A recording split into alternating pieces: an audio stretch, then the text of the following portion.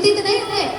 राजा परीक्षित प्रफुल्लित है, खुश हैं, ये सोचकर कि मुझ पर तो संत की विशेष कृपा हुई है। यहाँ लोगों के एक क्षण का ठिकाना नहीं है, हमारी अगली सांस का ठिकाना नहीं है, अगले पल का ठिकाना नहीं है।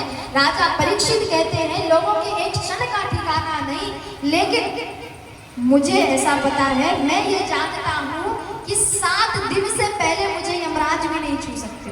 किसी को नहीं पता कि उनकी मृत्यु कब होगी, लेकिन मुझे पता है कि 7 दिन से पहले यमराज भी चाहे भी तो मुझे लेकर नहीं जा सकते। ये संत की कृपा है। हो सकता था कि 7 दिन से पहले ही मेरी मृत्यु हो जाती, लेकिन संत की इतनी कृपा हुई कि उन्होंने 7 दिनों का समय दिया। इसे कहते हैं अच्छे विचार। तो अच्छे सोचने वाले व्यक्ति है ना, वो बुरी बातों में भी अच्छी बात सोच लेते हैं।